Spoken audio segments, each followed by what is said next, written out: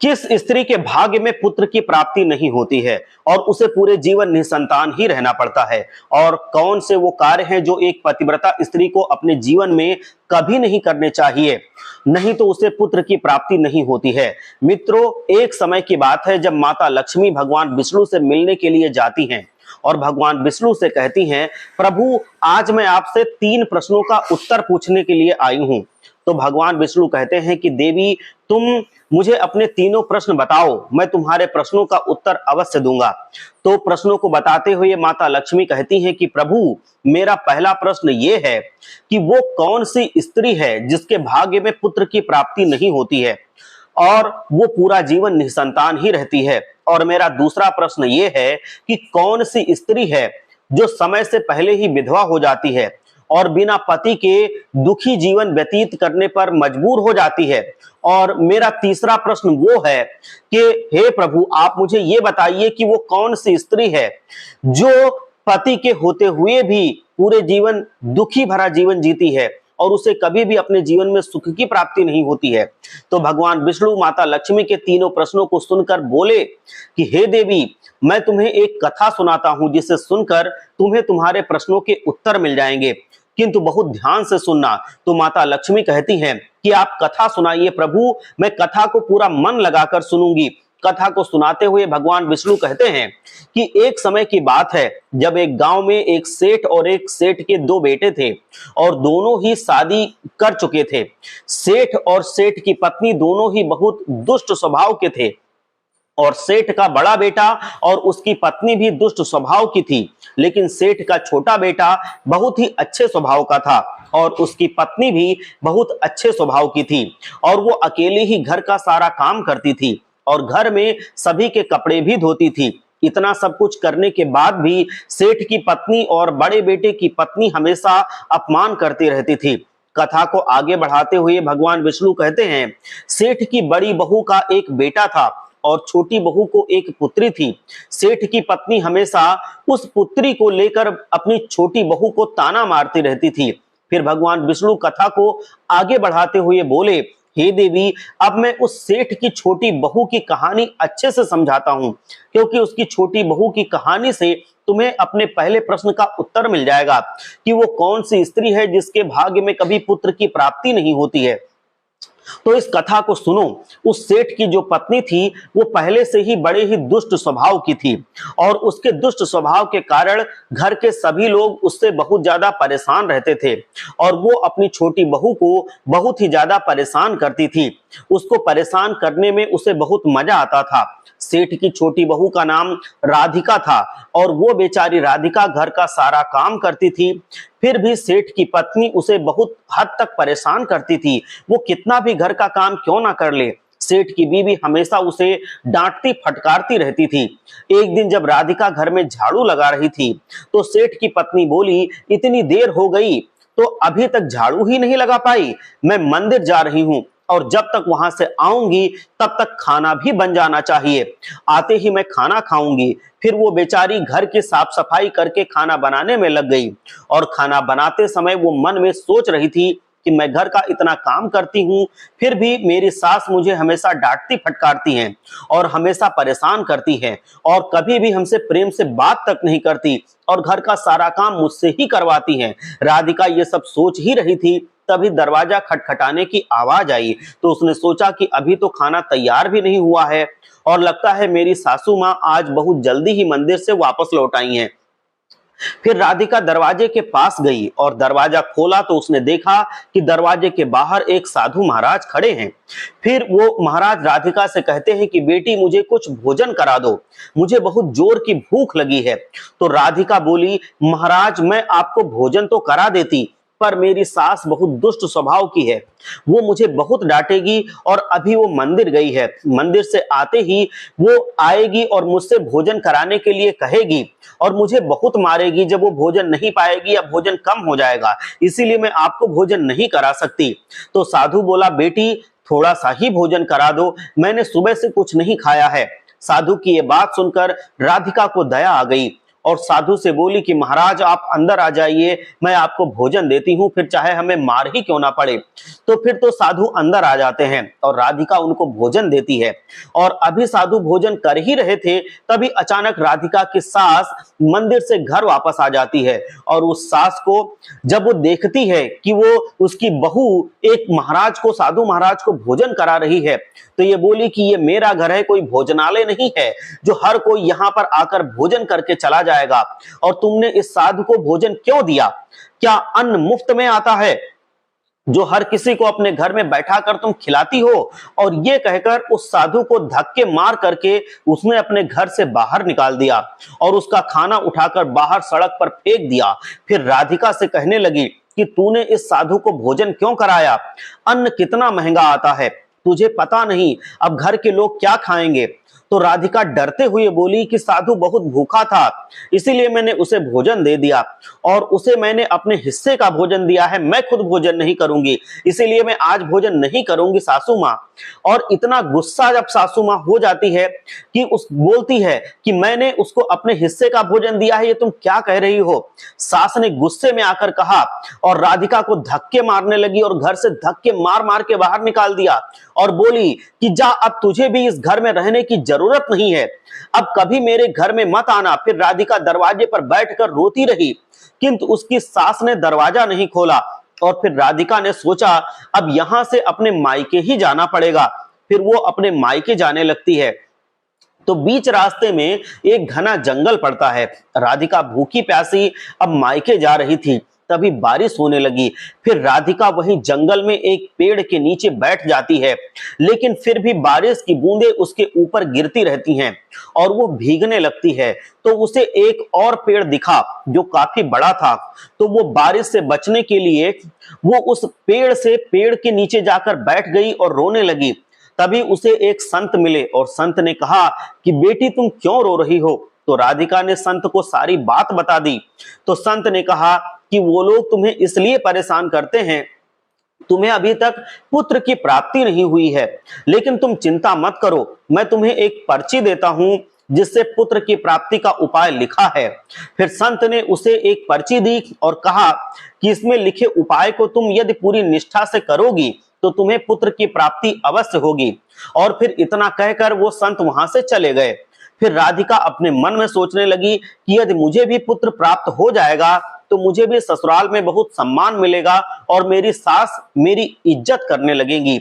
ये सोच ही रही थी, तभी बारिश बंद हो गई और फिर उसने पर्ची को खोला और पढ़ा तो उसमें लिखा था पुत्र प्राप्ति के लिए स्त्री को हमेशा अपने पति के बाएं ओर सोना चाहिए। और पर्ची में आगे लिखा था कि मासिक धर्म शुरू होने के प्रथम 4 दिवस में स्त्री को पुरुष के मिलन से पुरुष को रोग प्राप्ति होती है, इसलिए मासिक धर्म के प्रथम 4 दिन पति को पत्नी से नहीं मिलना चाहिए। मासिक धर्म के 5वें दिन मिलन से पुत्री की प्राप्ति होती है और 6ठे दिन मिलन से पुत्र की प्राप्ति होती है और 7वें दिन मिलन से बंधिया पुत्री होती है तथा मासिक धर्म की 10वीं रात्रि में मिलन करने से अतिश्रेष्ठ पुत्र की प्राप्ति होती है।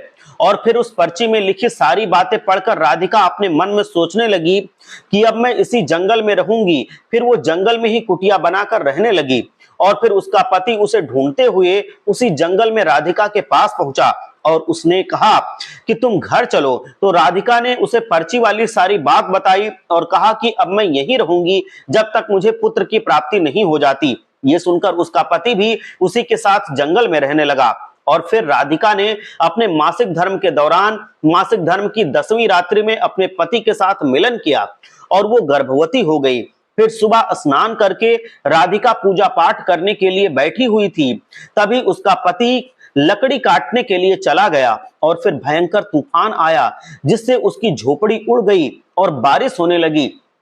और फिर बारिश से बचने के लिए राधिका उसी पेड़ के नीचे जाकर बैठ गई और उस पेड़ पर 2 राक्षसी रहती थी जो इस समय बाहर गई हुई थी। और थोड़ी ही देर के बाद वो दोनों राक्षसी पेड़ पर आकर बैठ गई और उसी पेड़ के नीचे राधिका बैठी थी।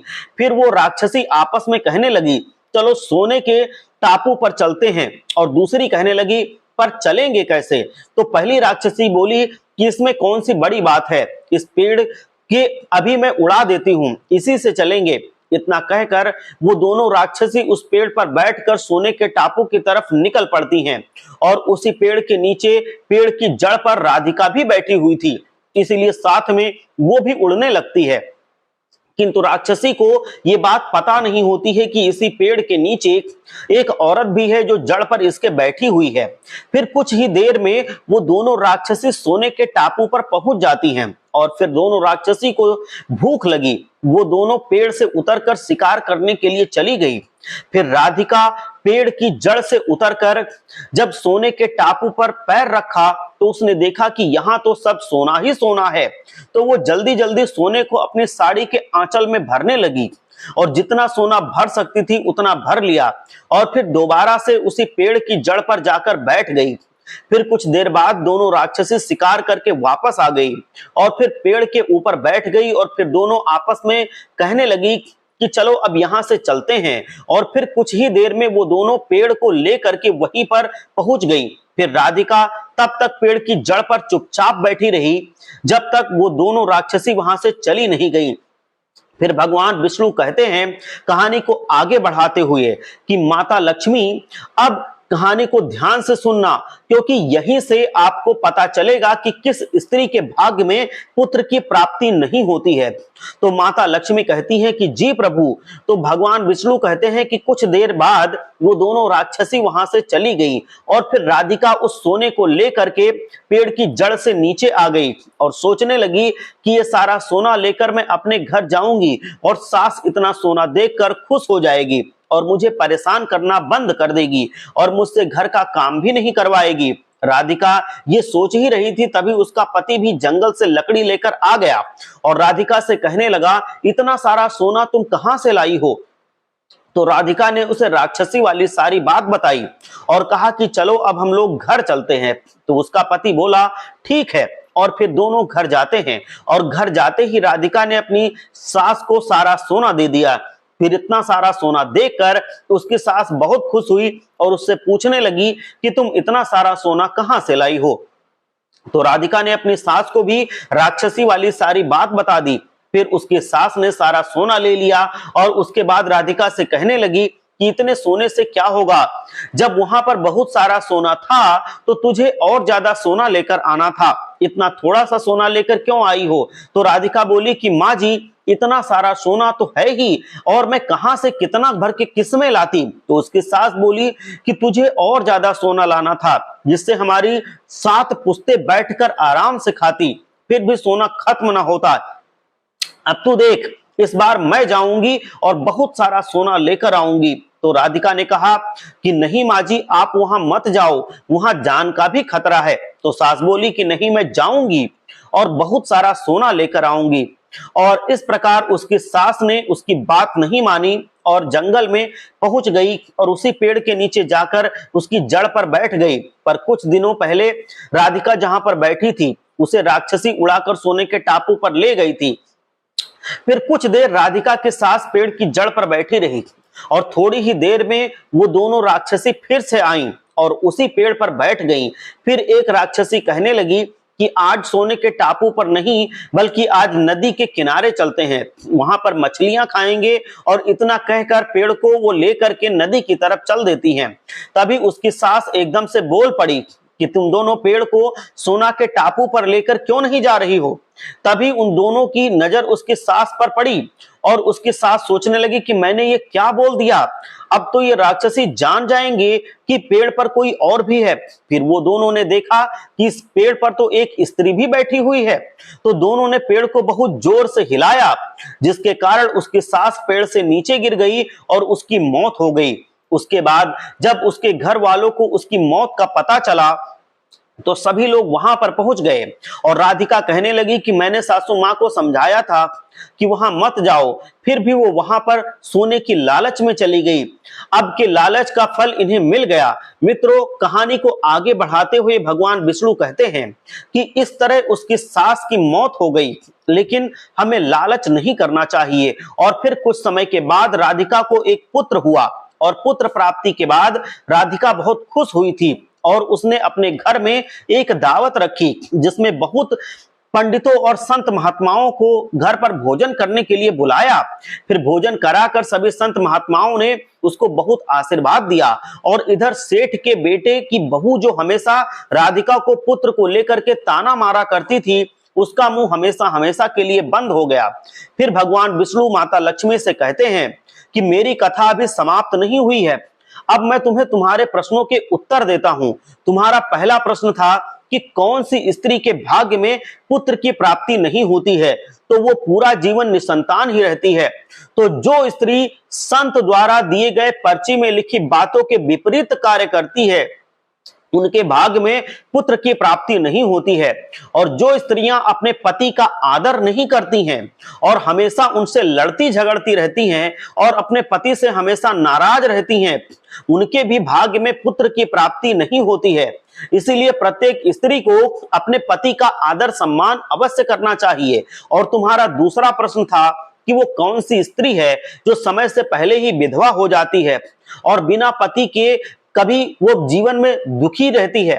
तो समझ लो कि जो स्त्रियां पति के होते हुए भी सिंदूर नहीं लगाती हैं और ना ही मंगलसूत्र पहनती हैं और जहां भी जाती हैं बिना सिंदूर और बिना मंगलसूत्र के जाती हैं, तथा पति के कहने पर भी उसकी बात नहीं मानती और पराये मर्दों के साथ संबंध रखती हैं, तो ऐसी स्त्रियां समय से पहले ही विधवा हो जाती हैं। इसीलिए एक शादीशुदा स्त्री को पतिव्रता जीवन जीना चाहिए और अपने पति के अलावा पराये मर्दों के बारे में कभी सोचना भी नहीं चाहिए, नजर उठाकर भी नहीं देखना चाहिए। और तुम्हारा तीसरा प्रश्न था कि वो कौन सी स्त्री है जो पति के होते हुए भी एक दुखी भरा जीवन जीती है, तो उसे अपने जीवन में कभी सुख की प्राप्ति नहीं होती है। तो समझ लो ये वो स्त्रियां हैं जो सुबह देर तक सोती रहती हैं और सुबह 8 बजे या 9 बजे के बाद उठती हैं और बिना स्नान किए ही भोजन बना देती हैं और पूजा पाठ भी नहीं करती, और कहीं भी जाना होता है तो अपने पति की बिना आज्ञा के चली जाती हैं। जो बिना पति के आज्ञा के जाती हैं वो हमेशा जीवन पर्यंत दुखी रहती हैं। पति के मना करने पर अगर वो नहीं मानती हैं, पति की एक भी बात नहीं मानती हैं, तो ऐसी स्त्रियां जीवन में कभी सुख की प्राप्ति नहीं होती है और हमेशा दुखी जीवन जीती हैं। इसीलिए एक पतिव्रता स्त्री को चरित्रवान रहना चाहिए और प्रातः काल में उठकर स्नान आदि करके पूजा पाठ करके फिर भोजन तैयार करना चाहिए, जिससे घर में सुख शांति आती है। और माता लक्ष्मी की पूजा भी करनी चाहिए, जिससे कि माता लक्ष्मी प्रसन्न होती हैं। मित्रों, आपको ये कथा कैसी लगी हमें कमेंट करके जरूर बताएं। जय लक्ष्मी माता, हर हर महादेव।